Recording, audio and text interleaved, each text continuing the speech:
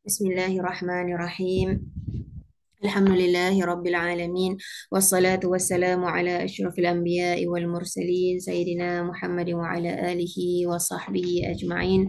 Allahumma arinal haqqa haqqahu warzuqna ittiba'ah wa arinal batila batilahu warzuqna ijtinabah. Alhamdulillahilladzi hadana lihadza wa ma kunna linahtadiya laula an hadana Allah. Assalamualaikum warahmatullahi taala wabarakatuh. Syukur kita kepada Allah Subhanahu Wa Taala, kita sudah hampir-hampir di penghujung surah Al-Quran, di mana setiap pagi kita bertadarus satu hari satu juz, dan kemudian kita berkongsi bersama apakah pengajaran dan istifadah serta mutiara-mutiara yang harus kita ambil dan kita amalkan, dan setelah kita membaca dan kita memahami agar kehidupan kita semakin hari semakin baik sebagai seorang Muslim. Baik, kita dapati pada juzuk yang ke-27 ini ada satu muka surat setengah penghujung surah Az-Zariyat. Saya nak kutkan ada dua ayat yang saya sangat suka dalam surah Az-Zariyat itu, iaitu pada ayat 50, fafirru ilallah. Maksudnya tu maka bersegeralah lari menuju Allah Subhanahu wa taala. Kemudian ayat 55, fadzakir fa inna dzikra tanfa'ul mu'minin. Maka berilah peringatan, saling nasihat menasihati kerana peringatan itu, nasihat itu sangat memberi manfaat kepada kaum orang-orang mukmin. Begitulah kita umat mukminin harus saling ingat mengingatkan satu sama lain, tegur menegur kerana Allah Subhanahu Wa Taala untuk kebaikan, agar kita terus dapat memperbaiki diri kita, agar satu sama lain dapat membetulkan dan memperbaiki satu sama lain. Baik, seterusnya kita akan dapati surah 27, juz yang ke-27 ini, saya boleh rumuskan kita pada hari ini ada 3 pasang surah. Kenapa saya sebut 3 pasang surah? Kerana setiap 2 surah ini adalah dia punya partner, pasangan yang saling melengkapi antara satu sama lain. Kita lihat pertamanya, pasangan pertama iaitu surah At-Tur dengan surah An-Najm. Kedua-duanya ini kalau kita tengok gunung Tur, iaitu Tur Sina, di mana tempat yang diterima Nabi Musa alaihi salam wahyu daripada Allah Subhanahu wa taala. An-Najm, Najm maknanya bintang. Okay, dalam sini juga diceritakan tentang perjalanan Mi'rajnya Rasulullah sallallahu alaihi wasallam. Maka kedua-duanya ini adalah simbolik ketinggian risalah yang dibawa oleh baginda Rasul sallallahu alaihi wasallam dan juga para anbiya dan para rasul. Risalah ini bukanlah sesuatu yang boleh direndahkan, bukanlah sesuatu yang boleh dihina, bukanlah sesuatu yang boleh dipandang ringan oleh kita semua. Dia adalah daripada Allah Subhanahu Wa Taala, wahyu yang sampai kepada Allah. Kemudian keindahan yang kita akan dapati bahawa keenam surah yang berada dalam juzuk 27 ini adalah bertemakan satu mesej yang sama, iaitu buatlah pilihan kita. Buatlah pilihan, kerana sebelum ini juzuk-juzuk yang sebelumnya itu telah menceritakan banyak, contohnya kalau daripada surah Al-Baqarah itu mendefinisikan apakah sebenarnya manhaj sebagai seorang Muslim, apakah sebenarnya jalan hidup, definisi kita sebagai seorang Muslim adalah apa, disebut rukun Islam di dalam surah Al-Baqarah, disebut rukun iman di dalam surah Al-Baqarah, semua lengkap. Kemudian berpeganglah dengan masyarakat dan seterusnya. Maka kita sampai pada di akhir-akhir juzuk Al-Quran ini, di mana Allah Subhanahu Wa Taala suruh kita buatlah pilihan. Dah macam-macam dijelaskan apakah pilihan kita, adakah kita masih lagi nak berpeluk tubuh atau tidak. Maka surah At-Tur, Allah Subhanahu Wa Taala menyuruh kita untuk membuat pilihan, sama ada nak memilih syurga ataupun nak memilih neraka. Sebab itu kita lihat dalam surah At-Tur tu menyebut tentang hari kiamat, dalam balasan bagi mereka yang beriman dan balasan bagi mereka yang kufur kepada Allah Subhanahu Wa Taala. Jadi Allah Subhanahu Wa Taala suruh kita buatlah pilihan, buatlah keputusan. Jangan berada di tengah-tengah seperti mana yang kita baca dalam surah Al-A'raf. So berada di tengah-tengah antara syurga dan neraka, tak tahu mana satu nak buat pilihan. Sedangkan kita tahu kesudahan setiap daripada suatu golongan tersebut. Kemudian kita masuk pula kepada surah At-Tur. Masuk pada surah An-Najm. Surah An-Najm ini di mana Allah Subhanahu Wa Taala suruh kita membuat pilihan, namun Allah Subhanahu Wa Taala menambahkan bahawa ilmu pengetahuan, makrifah, ilmu mengenai kebenaran itu, yang benar itu adalah datangnya daripada Allah Subhanahu Wa Taala. Dan kita akan dapati di mana di awal surah An-Najm itu Allah Subhanahu Wa Taala menyebut wa ma yantiqu anil hawa in huwa illa wahyun yuha. Allah SWT menyebutkan kita agar kita yakin bahawa apa yang disampaikan oleh Nabi kita Muhammad sallallahu alaihi wasallam bukanlah suatu-suatu yang direka oleh baginda Nabi. Sebaliknya adalah wahyu daripada Allah Subhanahu wa taala. Ia adalah yang benar, adalah yang sidq, adalah yang hak daripada Allah Subhanahu wa taala. Manakala bagi siapa yang mengikut hawa nafsunya, mengikut zannya, anda boleh rujuk muka ayat 23, ayat 28 di mana Allah Subhanahu Wa Taala mengatakan jika kamu mengikut waham, mengikut syak kepada Allah Subhanahu Wa Taala ataupun mengikut khurafat-khurafat, maka itu adalah kepalsuan belaka. Itu adalah daripada syaitan, daripada zon, daripada nafsu, yang mana nak menjauhkan kita daripada kebenaran yang disampaikan oleh Allah Subhanahu wa taala. Okay. Jadi itu yang kita dapat kemudian diberikan penutupnya sebagai iktibar daripada kisah-kisah kaum terdahulu agar kita mengetahui bahawa orang-orang yang terdahulu itu mereka mengikut zon mereka, mereka mengikut perasaan mereka, mengikut hawa nafsu mereka, lantas mereka itu akan dikecewakan dengan apa yang mereka pilihan yang telah mereka lakukan. Kemudian, jadi itu satu pasangan, satu pasang. Kemudian kita masuk kepada surah Qamar dan surah Ar-Rahman. Suatu surah Ar-Rahman ni yang sangat digemari ramai kerana diulang-ulang fabi ayyi ala'i rabbikuma tukadziban sebanyak 31 kali. Kalau kita lihat dalam surah Al-Qamar ada juga Allah Subhanahu wa taala menyebut fa kaifa kana azabi wa nuzur.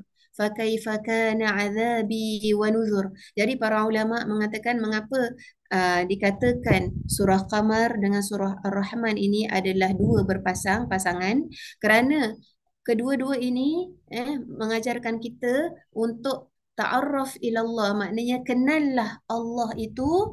Kalau surah Al-Qamar itu kenallah Allah melalui balasan, melalui siksaan yang Allah Subhanahu Wa Taala telah timpakan kepada kaum-kaum terdahulu. Bukalah mata anda, celiklah mata anda, lihat kepada kehancuran, kepenyiksaan, balasan yang telah berlaku kepada kaum-kaum yang salah membuat pilihan. Dan kemudian kita akan lihat kepada surah Ar-Rahman pula di mana Allah Subhanahu Wa Taala suruh kita kenal Allah Subhanahu Wa Taala melalui nikmat-nikmat yang begitu banyak yang Allah Subhanahu Wa Taala berikan kepada kita. Maka anda akan dapati kita balik kepada surah Al-Qamar iaitu yang bermakna surah bulan di mana Allah Subhanahu Wa Taala itu menceritakan di antara kaum-kaum yang Allah ceritakan. Kita lihat dalam slide itu ada kaum tentang Nabi Nuh, kaum Ad, kaum Samud, kaum Lut, kaum Fir'aun sebagai iktibar balasan-balasan yang Allah Subhanahu Wa Taala berikan kepada mereka yang salah membuat pilihan mereka. Seterusnya surah Ar-Rahman, Allah Subhanahu Wa Taala menyebutkan dekat dalam surah Ar-Rahman ni anda tak akan jumpa satu pun kisah tentang umat terdahulu. Semuanya cerita tentang kenikmatan, semuanya cerita tentang apa nikmat yang Allah Subhanahu Wa Taala berikan. Antara nikmat yang terbesar adalah nikmat wahyu yang Allah Subhanahu Wa Taala turunkan kepada kita, nikmat Al-Quran, nikmat agama, nikmat diturunkan Al-Quran kepada kita sebagai petunjuk dan panduan kepada umat manusia. Dan kita akan dapati Rasulullah sallallahu alaihi wasallam menyebutkan bahawa ini saya nak sebutkan dalam satu hadis Rasulullah sallallahu alaihi wasallam pernah membacakan surah Ar-Rahman ini kepada para sahabat, dan apabila sampai fa bi ayyi ala'i rabbikuma tukadziban, para sahabat diam sahaja. Kemudian Rasulullah sallallahu alaihi wasallam pun berkata, aku pernah membacakan surah Ar-Rahman ni kepada golongan jin pada malam kedatangan jin, dan mereka menjawab lebih baik daripada kamu semua. Kata para berkata Rasulullah SAW. Maka para sahabat pun tanya, wahai Rasulullah, apakah yang dijawab oleh golongan jin? Rasulullah SAW bersabda, ketika mereka mendengar, setiap kali mereka mendengar fabi ayyi ala'i rabbikuma tukadziban, mereka akan menjawab la bi syai'in min ni'mati rabbina nukadzibu falakal hamd, yang bermaksud tidak ada satu pun nikmatmu wahai Tuhan yang kami dustakan, bagimu segala pujian. Masya Allah. Jadi inilah dia surah Ar-Rahman, di mana Allah Subhanahu Wa Taala mengisahkan, maknanya memberi wahyu ini kepada golongan jin dan juga kepada golongan manusia. Okay? Jadi seperti mana yang kita tahu bahawa Nabi Muhammad sallallahu alaihi wasallam diutus bukan sahaja sebagai nabi kepada golongan manusia, namun Rasulullah sallallahu alaihi wasallam juga memperdengarkan bacaan Al-Quran ini kepada golongan jin, sampai kita ni tahu di dalam surah Al-Quran ini ada suratul jin, menunjukkan mereka juga ditaklifkan sama seperti umat manusia, ada yang beriman dan ada yang kafir, ada yang menerima dan ada yang menolak dakwah yang diberikan. Kemudian kita masuk kepada pasangan yang terakhir, iaitu surah Al-Waqi'ah dan surah Al-Hadid. Surah Al-Waqi'ah. Surah Al-Waqi'ah menyuruh kita untuk memilih, pilihlah di antara tiga golongan ini. Nak jadi daripada golongan Al-Muqarrabin ataupun As-Sabiqun As-Sabiqun, ataupun kita nak jadi golongan Ashabul Yamin, ataupun wa na'udzubillahi min zalik, nak tergolong daripada golongan Ashabul Shimal, iaitu ad-dhalin al-mukadzibin. Allah Subhanahu Wa Taala menyuruh kita buatlah pilihan. Nak book hotel yang mana satu nanti dekat akhirat. Nak yang terbaik ataupun nak middle saja ataupun nak yang teruk. Maka buatlah pilihan. Allah Subhanahu Wa Taala sebutkan di dalam surah Al-Waqi'ah. Kemudian datang pada surah yang terakhir, iaitu surah Hadid, surah besi. Di mana kita lihat di pengakhiran surah Al-Waqi'ah ini, Allah Subhanahu Wa Taala menyebut fasabbih, kalimat Allah Subhanahu Wa Taala suruh kita banyak bertasbih kepada Allah Subhanahu Wa Taala, memuji Allah Subhanahu Wa Taala. Maka surah yang selepasnya memulakan surah ini dengan sabbahalillahi ma fis samawati wa ma fil ardh, dengan tasbih juga, mengandungi seruan untuk berinfak dan berjihad di jalan Allah Subhanahu Wa Taala, iaitu surah Al-Hadid ini memberikan penumpuan, kamu buatlah pilihan, nak pilih di antara materialistik.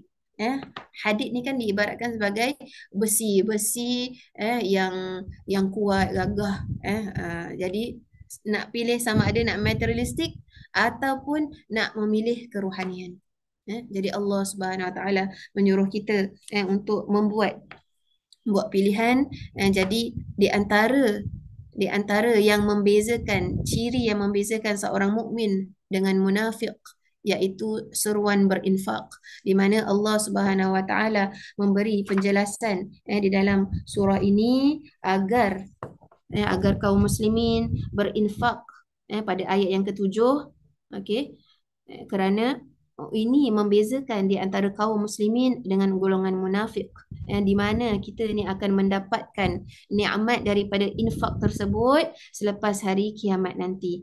Dan Allah Subhanahu Wa Taala telah memberikan kita banyak nikmat, iaitu di antara yang terbesar adalah nikmat wahyu, nikmat diturunkan wahyu kepada kita, diutuskannya para nabi dan para rasul, memberikan nasihat kepada kaum mukminin dan memerintahkan untuk bertakwa kepada Allah Subhanahu Wa Taala serta mengikut tuntunan apa yang dibawa oleh Nabi Muhammad sallallahu alaihi wasallam kepada kita. Masya-Allah. Inilah dia keindahan 6 surah yang kita baca pada pagi ini, surah daripada surah At-Tur dan pasangannya An-Najm, kemudian Qamar dan pasangannya Ar-Rahman, serta Waqi'ah dan pasangannya Al-Hadid. Moga kita mengambil pengajaran daripada surah-surah yang dibacakan pada pagi ini. Mari kita sama-sama menutup sesi ini dengan bacaan tasbih kafarah dan surah Al-As. Bismillahirrahmanirrahim. Subhanakallahumma wa bihamdika asyhadu an la ilaha illa anta astaghfiruka wa atubu ilaik. Subhanakallahumma wa bihamdika asyhadu an la ilaha illa anta astaghfiruka wa atubu ilaik. Subhanakallahumma wa bihamdika asyhadu an la ilaha illa anta astaghfiruka wa atubu ilaik. Bismillahirrahmanirrahim. Wal 'asri innal insana lafi khusr illa alladhina amanu wa 'amilus salihati wa tawasaw bil haqqi wa tawasaw bis sabr. Alhamdulillah, terima kasih semua. Terima kasih Ustazah.